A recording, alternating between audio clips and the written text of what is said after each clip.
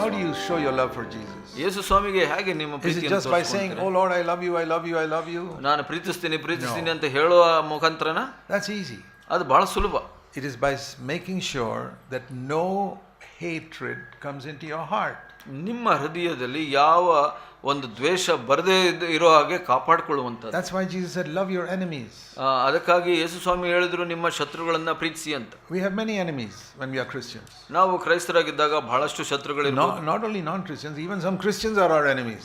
ಕೆಲವು ಕ್ರೈಸ್ತರು ಕೂಡ ನಮ್ಮ ಶತ್ರುಗಳಾಗಿರ್ತಾರೆ. Because they don't like the stand we take. ನಾವು ತಗೊಂಡಂತ ನಿಲುವುಗಳನ್ನ ಅವ್ರು ಇಷ್ಟಪಡೋದಿಲ್ಲ. We make the light shine from the word of God. ನಾವು ದೇವರ ವಾಕ್ಯದಿಂದ ಬೆಳಕನ್ನ ತರಿಸಲಿಕ್ಕೆ ಪ್ರಯತ್ನ ಮಾಡ್ತೀವಿ. Show the wrong practices that other Christians are doing. ತಪ್ಪು ರೀತಿಗಳನ್ನ ನಾವು ತೋರಿಸ್ತೀವಿ. Jesus shone the light in his day on what the Pharisees, wrong things the Pharisees were doing. ಫರಿಸಾಯರು ಮಾಡಿದಂತ ತಪ್ಪು ಕಾರ್ಯಗಳ ಮೇಲೆ ಯೇಸು ಸ್ವಾಮಿ ಆ ಬೆಳಕನ್ನ ಹಾಕಿದ್ರು. He says, "You're cheating poor widows of their houses." ಇಲ್ಲಿ ಬಡ ವಿಧವೆಯರ ಆಸ್ತಿಪಾಸ್ತಿಗಳನ್ನ ನೀವು ಮೋಸ ಮಾಡ್ತಾ ಇದ್ದೀರಾ ಅಂತ ಹೇಳಿದ್ರು. They got angry and they killed him.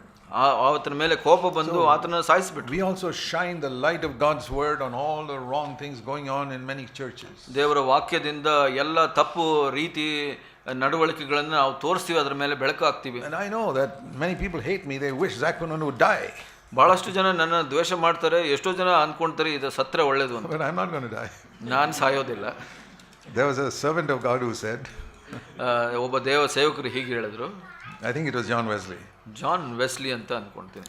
He said, "Nobody can kill me till my life's work is done." ನನ್ನ ಜೀವಿತದ ಕಾರ್ಯ ಮುಗಿಯೋವರೆಗೂ ನನ್ನನ್ನು ಯಾರೂ ಸಾಯಿಸಲ್ಲ. Because my life is in God's hands. ಯಾಕೆಂದ್ರೆ ನನ್ನ ಜೀವ ದೇವರ ಕೈಯಲ್ಲಿ. No cancer, no accident, nothing. Cancer, ಅಪಘಾತಗಳು ಯಾವುದು ಕೂಡ. This for you also. ನಿಮಗೆ ಕೂಡ ಅದು If you ಅನ್ವಯ. love Jesus, ನೀವು ಯೇಸು ಸ್ವಾಮಿಯನ್ನ say, "Lord, I only want to do your will in my life." ನಿನ್ನ ಇಚ್ಛೆ ಮಾತ್ರ ನನ್ನ ಜೀವಿತದಲ್ಲಿ ಮಾಡ್ಲಿಕ್ಕೆ ಆಸೆ ಪಡ್ತೀನಿ. You don't have to be afraid of sickness or enemies or anything. ನೀವು ರೋಗ, ಶತ್ರು ಯಾರ ಮೇಲೂ ನೀವು ಭಯ ಪಡುವಂತ ಅವಶ್ಯಕತೆ ಇಲ್ಲ. That you got a job and somebody will throw you out of that job. ಯಾವುದೋ ಒಂದು ಕೆಲಸ ಸಿಕ್ತು, ಯಾರೋ ತೆಗೆದು ಬಿಡ್ತಾರೆ ಕೆಲಸ ಅಂತ ಭಯ ಪಡುವಾಗಿಲ್ಲ. And you'll be like a beggar on the street. ನೀವು ಭಿಕ್ಷಕನಾಗಿರ್ತೀರ, ರಸ್ತೆಯಲ್ಲಿ ಅನ್ಕೊಳ್ಬೇಕಾಗಿಲ್ಲ. Impossible. ಸಾಧ್ಯನೇ ಇಲ್ಲ. You're a child of God. ಯಾಕೆಂದ್ರೆ ನೀವು ದೇವರ ಮಗು. How can God leave his child like a beggar on the street? ತನ್ನ ಮಗುವನ್ನ ಒಬ್ಬ ಭಿಕ್ಷಕನಾಗಿ ಹೇಗೆ ದೇವರು ಬಿಟ್ಬಿಡ್ತಾರೆ? Impossible. I left my job 53 years ago. 53 ವರ್ಷದ ಮೊದಲು ನನ್ನ ಕೆಲಸವನ್ನು I had already worked in the Navy for about 8 years. 8 ವರ್ಷ ನೌಕಾದಳದಲ್ಲಿ ಕೆಲಸ ಮಾಡಿದ್ದೆ. I was getting a big salary and I saved all that money and gave it for God's work. ನಾನು ಆ ಎಲ್ಲ ಸಂಬಳವನ್ನು ಕೂಡಿ ಹಾಕಿ ದೇವರ ಕಾರ್ಯಕ್ಕೆ ಕೊಟ್ಟುಬಿಟ್ಟೆ. And my bank account was zero. ನನ್ನ ಬ್ಯಾಂಕ್ ಖಾತೆಯಲ್ಲಿ ಯಾವುದು ಹಣ ಇರಲಿಲ್ಲ. I said, "Lord, I'm going to serve you." ಕರ್ತನೇ, ನಾನು ನಿನ್ನ ಸೇವೆ ಮಾಡ್ತೀನಿ. So we were poor. My wife and I were very poor when we started. ನಾವು ಪ್ರಾರಂಭಿಸಿದಾಗ ನಾನು ನನ್ನ ಹೆಂಡತಿ ಬಹಳ ಬಡವರಾಗಿದ್ವಿ. But we were never on the street. ಆದ್ರೆ ನಾವು ರಸ್ತೆಯಲ್ಲಿರಲಿಲ್ಲ. We never had to beg anybody for money. ಯಾರಿಂದನೂ ಹಣ ಕೇಳಬೇಕಾಗಿರಲಿಲ್ಲ. Not even once. ಒಂದು ಸಲ ಕೂಡ. We never took money from people and we never wrote people to asking for money. ಯಾರಿಂದನೂ ಹಣ ತೆಗೆದುಕೊಳ್ಳಿಲ್ಲ, ಯಾರಿಗೂ ಹಣ ಕೊಡಿ ಅಂತ ಪತ್ರ ಕೂಡ God is a ಕಳಿಸಿಲ್ಲ. loving father. ದೇವರು ಪ್ರೀತಿಯ ತಂದೆ. He is your father also. ನಿಮ್ಮ ತಂದೆ ಕೂಡ. Be faithful. ನೀವು ನಂಬಿಗಸ್ತರಾಗಿರಿ. Till Christ comes. ಕ್ರಿಸ್ತನು ಬರೋವರೆಗೆ. When he comes, you'll have great joy when you meet him. ಆತನು ಬಂದಾಗ ಆತನು ಬಹಳ ಸಂತೋಷದಿಂದ ನೀವು ಆತನ ಸಂಧಿಸ್ತೀರ. You know, how do you want to meet Jesus when he comes? ಆತನು ಬಂದಾಗ ನೀವು ಹೇಗೆ ಸಂಧಿಸಲಿಕ್ಕೆ ಇಷ್ಟಪಡ್ತೀರ? Do you want to somehow scrape your way into heaven? ನೀವು ಹೇಗಾದರೂ ತವಳಿಕೊಂಡು ಪರಲೋಕಕ್ಕೆ ಹೋಗಬೇಕು ಅಂತ ಬಯಸ್ತೀರಾ? ಇಲ್ಲ. I want to meet Jesus and he should say to me, "Well done, good and faithful servant."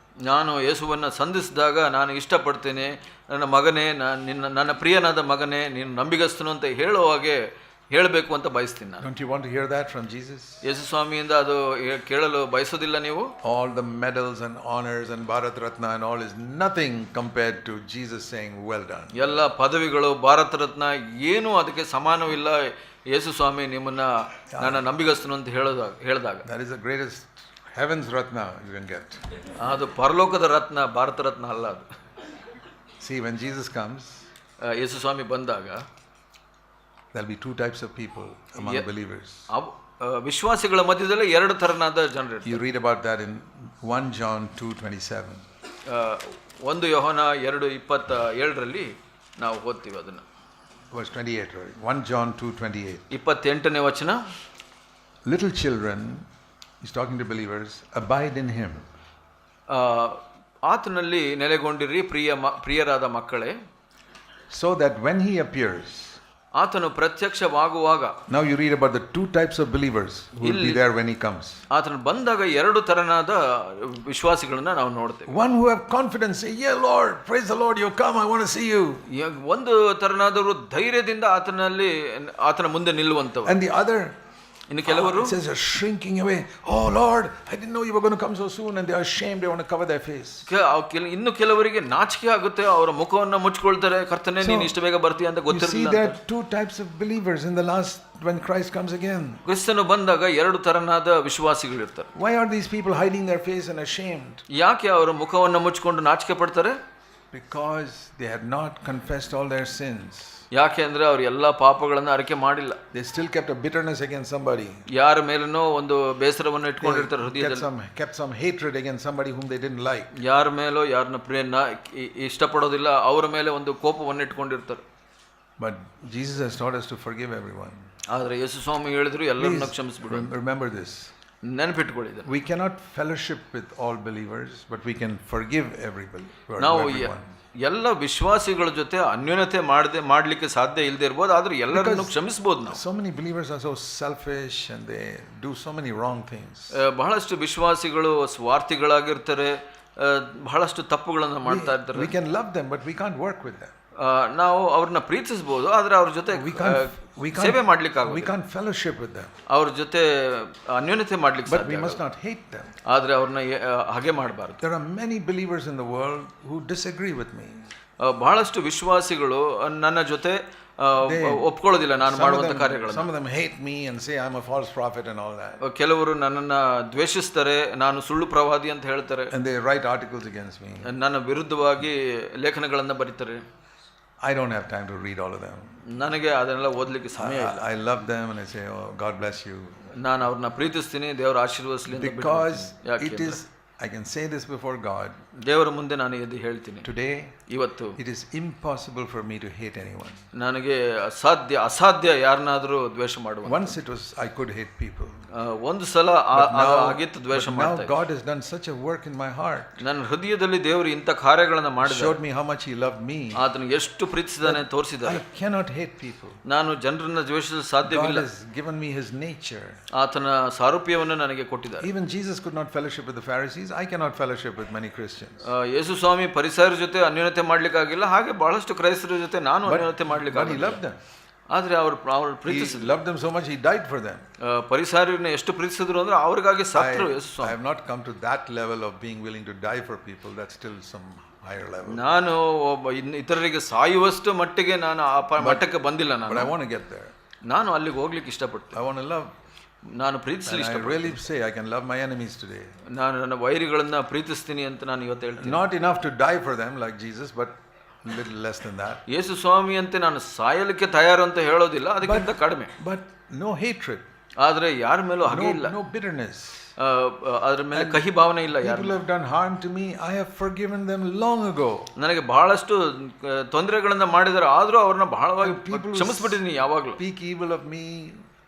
ಕೆಟ್ಟದನ್ನ ಮಾತಾಡ್ತಾರೆ ನನ್ನ ಬಗ್ಗೆ. CFC is preaching all wrong teaching. CFC ಎಲ್ಲ ತಪ್ಪು ಬೋಧನೆಗಳನ್ನ ಮಾಡ್ತಾ ಇದ್ದಾರೆ ಅಂತಾರೆ. I say, Father, forgive them. They don't know what they're saying. ನಾನು ಹೇಳ್ತೀನಿ, ತಂದೆ ಅವ್ರನ್ನ ಕ್ಷಮಿಸು, ಅವ್ರು ಏನು ಹೇಳ್ತಾ ಇದ್ರು ಅವ್ರಿಗೆ ಗೊತ್ತಿಲ್ಲ.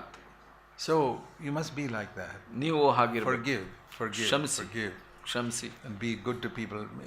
You also, people have hurt you perhaps. ಜನರಿಗೆ ಒಳ್ಳೆಯವರಾಗಿರಿ. ನಿಮಗೂ ಕೂಡ ಜನರು ನೋವು ಮಾಡಿರಬಹುದು. Sometimes our relatives hurt us. ನಿಮ್ಮ ಬಂಧು ಬಾಂಧವರು ನಿಮಗೆ ನೋವು ಮಾಡಿರಬಹುದು. Mother-in-law, sister-in-law, ನಿಮ್ಮ ಅತ್ತೆ ಆಗಿರಬಹುದು, ಅತ್ತಿಗೆ ಆಗಿರಬಹುದು. They treat you badly. ಅವರು ನಿಮ್ಮನ್ನ ಕೆಟ್ಟದಾಗಿ ನಡೆಸಿಕೊಂಡಿರಬಹುದು. They rob the family property so that you don't get it. ನಿಮ್ಮ ಆಸ್ತಿ, ಕುಟುಂಬದ ಆಸ್ತಿಗಳನ್ನ ಅವರು ವಂಚಿಸಿಬಿಡಬಹುದು. I say, take it. I don't want it. ಪರವಾಗಿಲ್ಲ, ಅದನ್ನು ತೆಗೆದುಕೊಳ್ಳಿ. I'm not going to carry that to heaven. ನಾನು ಅದನ್ನ ಪರಲೋಕಕ್ಕೆ ತಗೊಂಡು ಹೋಗೋದಿಲ್ಲ. So forgive. You'll be a happier man. ನೀವು ಹೆಚ್ಚು ಕ್ಷಮಿಸಿದಂಗೆ ಸಂತೋಷವಾಗಿರ್ತೀರಿ. You'll be able to sleep peacefully at night. ನೀವು ಸಮಾಧಾನದಿಂದ ರಾತ್ರಿ ಮಲಗಬಹುದು. I sleep peacefully at night because I don't have anything against anybody. ನಾನು ಬಹಳ ಸಮಾಧಾನದಿಂದ ನಾನು ಮಲ್ಕೊಳ್ತೀನಿ ರಾತ್ರಿ, ಯಾಕೆಂದ್ರೆ ಯಾರ ವಿರುದ್ಧ ನನಗೇನು ಇಲ್ಲ. My conscience is always clear. ನನ್ನ ಮನಸ್ಸಾಕ್ಷಿ ಯಾವಾಗಲೂ ಶುದ್ಧವಾಗಿದೆ. If I've accidentally hurt somebody, I ask forgiveness. ಅಕಸ್ಮಾತಾಗಿ ನಾನು ಯಾರನ್ನಾದ್ರೂ ಯಾರಿಗಾದ್ರೂ ನೋವು ಮಾಡಿದ್ರೆ ಅವ್ರನ್ನ ಕ್ಷಮೆ ಕೇಳ್ತೀನಿ ನಾನು. I go to bed, sleep peacefully because of good conscience. ನಾನು ಹಾಸಿಗೆಗೆ ಹೋದಾಗ So ಒಳ್ಳೆ ಮನಸಾಕ್ಷಿಯಿಂದ ಹೋಗಿ ಮಲಗ್ತೀನಿ. if you live like that, ಹಾಗೆ ಜೀವಿಸಿದ್ರೆ when Christ comes, you will not shrink in shame. You'll say, praise the Lord, I'm ready to meet you, Lord. ಕ್ರಿಸ್ತನು ಬಂದಾಗ ನೀವು ನಾಚಿಕೆ ಪಡೋದಿಲ್ಲ, ನೀವು ಧೈರ್ಯವಾಗಿರ್ತೀರ.